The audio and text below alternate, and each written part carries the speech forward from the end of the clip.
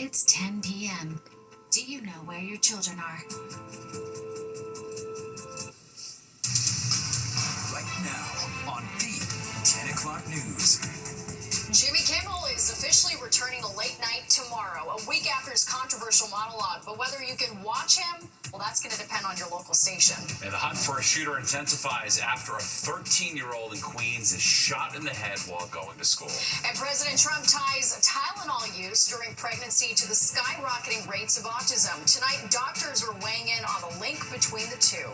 Welcome to the 10 o'clock news. I'm Natasha Verma. And I'm Steve Lacey. Top Trump administration officials flanked the president as he made the announcement. The White House says the active ingredient in Tylenol is causing autism in unborn children. And they're urging pregnant women to avoid using the drug, but many doctors say more research is needed. Fox 8's Sharon Crowley is live in the studio with the developments. Sharon? Yeah, that's right, Natasha. And see, federal health officials now discouraging expectant mothers from using a popular pain medication, acetaminophen, alleging it could potentially be linked to autism in children. The meteoric rise in autism is among the most alarming public health developments in history. There's never been anything like this. President Trump, along with Health Secretary Robert F. Kennedy Jr. and Administrator for the Centers for Medicare and Medicaid Services, Dr. Mehmet Oz, urging pregnant women to limit using acetaminophen or Tylenol. In the early 1990s, just 1 in 10,000 children were diagnosed with autism, and now it's 1 in 31, according to the CDC. Doctors say that's largely because the definition has expanded to include a wider range of symptoms. The Health Secretary says they will be re-examining lots of possible causes of autism. The FDA is responding to clinical and laboratory studies that suggest a potential association between acetaminophen use during pregnancy and adverse neurodevelopmental outcomes, including later diagnosis for ADHD and autism.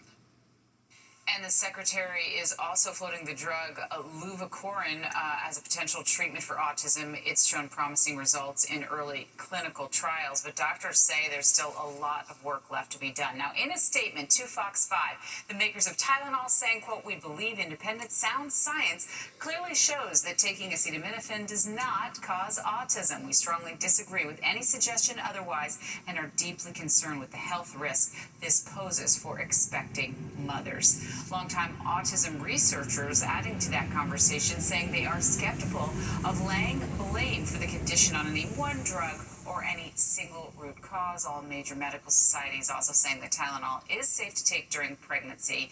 Bottom line, women are urged to talk to their doctors first. And coming up at 10:30, we're going to dig a little bit deeper and talk to a doctor about these new recommendations. Steve? All right, thanks, Sharon. Jimmy Kimmel will return to his late-night show after being suspended. ABC says they reached this decision after days of thoughtful conversations. But one television company is holding out and not putting Kimmel's show back in its time slot. Fox 8's Linda Schmidt is live in the newsroom with those details. Linda. Yeah, first of all, good evening to both of you. And you just said it, he is back on tomorrow night. That announcement coming just one day after the memorial service for conservative activist Charlie Kirk, which was yesterday. However, as they just said, he is not returning to all ABC TV stations. Now, I'm going to get to that in just a moment. But first, this is what Jimmy Kimmel said during his monologue last Monday night about the suspect who is charged with assassinating Kirk.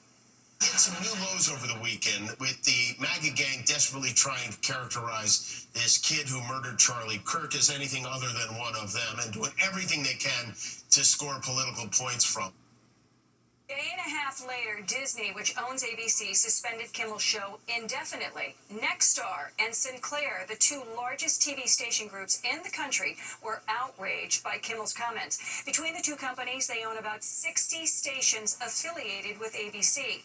Well, today, Disney issuing this statement saying, quote, "Last Wednesday, we made the decision to suspend production on the show to avoid further inflaming a tense situation at an emotional moment for our country. It is a decision we made because we felt some of the comments were ill-timed and thus insensitive. We have spent the last days having thoughtful conversations with Jimmy, and after those conversations, we reached the decision to return the show Tuesday. Now, as I said earlier, the memorial service for Charlie Kirk was yesterday in Arizona in a stadium that seats about 64,000 people. It was packed. Today, a spokesperson for Turning Point USA, the conservative nonprofit organization Kirk started, posted this on X. Disney and ABC caving and allowing Kimmel back on the air is not surprising, but it's their mistake to make. Nexstar and Sinclair do not have to make the same choice. Now, earlier tonight, I spoke with an expert who covers Hollywood business. Kimmel has been with them for more than 2 decades. This is an ambassador for the network. He's been on game shows. He does other projects for them, hosted the Oscars. This has been a long-standing employee and colleague for a long time. I don't think Disney was eager to throw him out over this incident.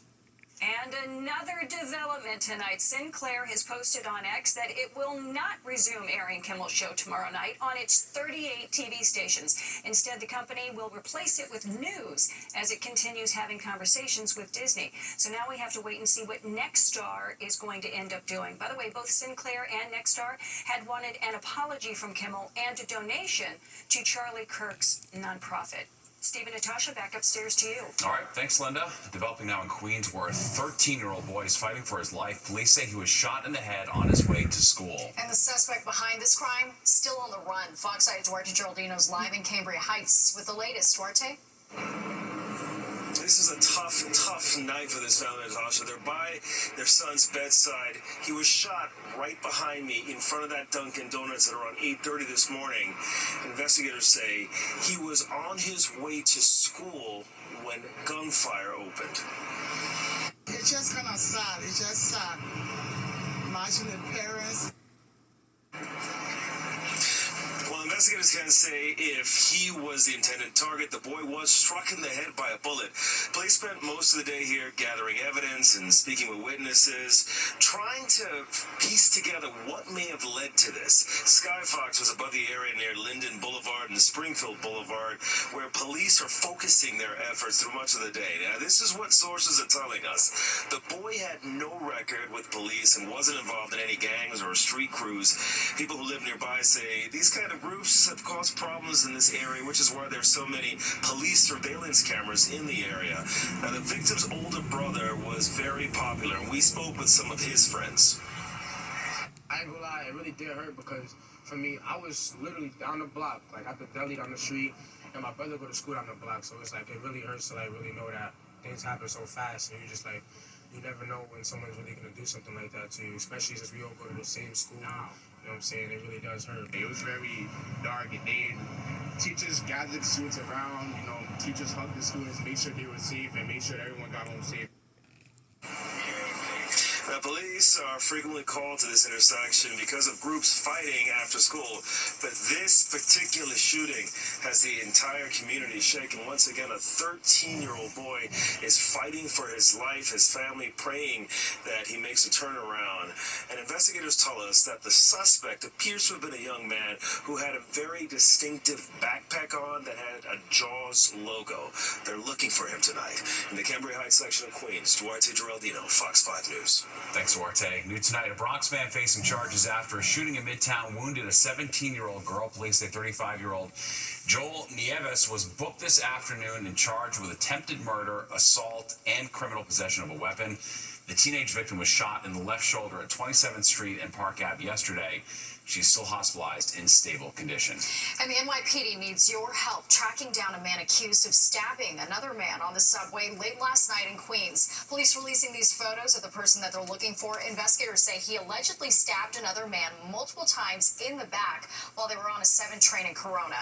The 25-year-old victim was hospitalized in critical condition, and if you know who that suspect was, you're being asked to call police. Another bid to bring a casino to Manhattan's been blocked by a local community advisory committee. So far, all 3 proposals for casinos in the middle of Manhattan have been rejected. The latest shutdown today was the Freedom Tower bid by the United Nations on the east side.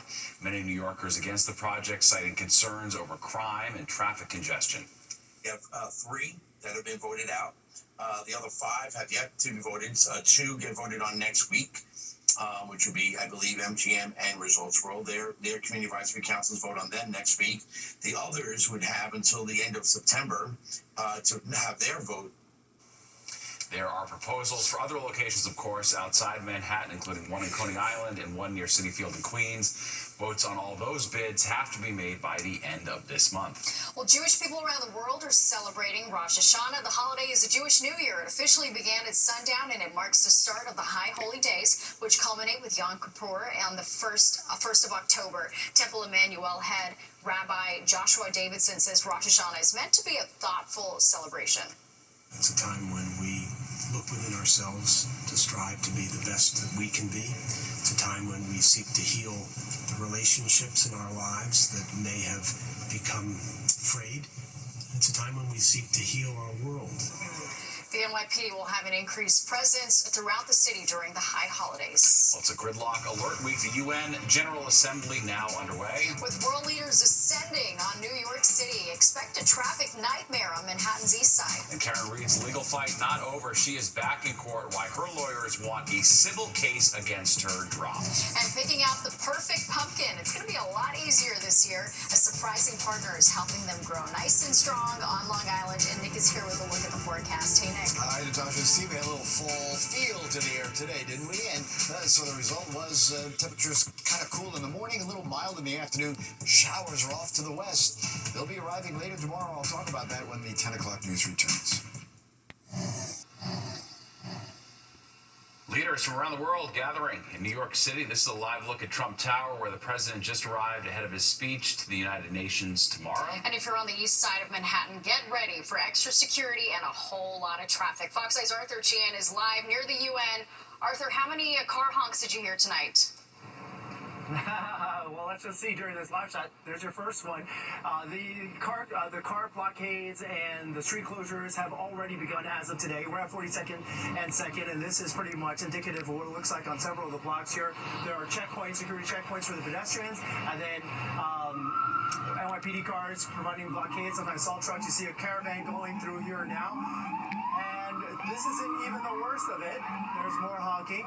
This is looking up north on 2nd Avenue. Usually by this time of night, very few cars, but now, not the case. This whole week, it's going to be sticky around here. And as you pointed out, Trump has arrived, so things tomorrow are expected to be even worse than they have been today. All 5 days this week have been declared gridlock days. Here's some daylight video out here where there were some very frustrated drivers. Part of the reason there are more than 200 heads of state that are in town, a lot of them crisscrossing each other, not just going to the UN, but wherever else they're going, whether it's to a Broadway show or to dinner, those streets will be closed off too. And as a result, transportation experts estimate the traffic moves as slowly as 2.9 miles an hour around here, which is, they say, slower than when people walk slowly. Now, the main grid for closures is roughly from 40th Street on up to 48th, but extends further south and north than that. And all of the avenues are affected as far as the west side all the way to the East River, including the FDR, which is shut down periodically because of activity at the UN. Now, it's not just drivers who are getting jammed up when a street is closed. Pedestrians and cyclists are also blocked from moving. We talked to some businesses tonight to see how this has been impacting them. It's like a lot of traffic, like during the day, or like between 4 to like 6 o'clock, 6, 7 o'clock. Crazy. How's that for your business? The business kind of is like a lot of people, slow. We don't have too many clients on Mondays, and this session didn't affect us much. So in case you thought it was bad today, tomorrow is expected to be even worse. Trump is already in town, and he will appear at the United Nations tomorrow. And usually things lighten up by Wednesday or Thursday. Not the case, it appears, this week, because it will extend through Friday. That's when Israeli Prime Minister Benjamin Netanyahu is expected or scheduled to address the General Assembly. So it's going to be bad throughout the week. That's the latest from here in Midtown. Arthur Chien, Fox 5 News. Steve, back to you. Very well. All right. Thanks, Arthur. French President Emmanuel Macron says his country now recognizes the state of Palestine. The announcement coming during his speech at the UN General Assembly today. Macron saying his declaration was aimed at ending the war in Gaza. It came a day after the UK, Canada, Australia, and Portugal formally recognized Palestinian statehood. Israeli Prime Minister Benjamin Netanyahu says the move amounts to a reward to Hamas for its October 7th terrorist attack. The Trump administration announcing new details today about a possible deal to bring TikTok under U.S. control. The White House says tech giant Oracle will oversee security and user data for the app. Last year, former President Biden signed bipartisan legislation requiring the Chinese company, which owns TikTok, to sell its assets to an American company or face a ban. President Trump is expected to sign an executive order later this week laying out the U.S. national security demands of the deal. A federal agency taking Amazon to court over its Prime membership program. The case brought by the Federal Trade Commission will be decided by jurors starting this week. Now, the FTC is accusing Amazon of tricking people into signing up for Prime, then making it difficult for them to cancel their subscriptions. Amazon denies those allegations. Well, a woman from Massachusetts whose murder trial gained national attention was back in court today. Karen Reed faces a wrongful death civil lawsuit. It's been filed by the family of her former boyfriend and Boston police officer John O'Keefe. And he was found on the lawn of a fellow officer's home after a night of heavy drinking. Prosecutors claimed Reed hit O'Keefe with her SUV, leaving him to die in a blizzard. But after 2 trials, she was found not guilty back in June. Long Island gearing up for the start of the Ryder Cup this week. The golf tournament being held at Bethpage Black in Farmingdale. Police say they're ready to protect the tens of thousands of fans expected to descend on the course every day. Officials have posted up several command centers to centralize operations and say they are ready. The tournament is estimated to pump about $160 million into the local economy.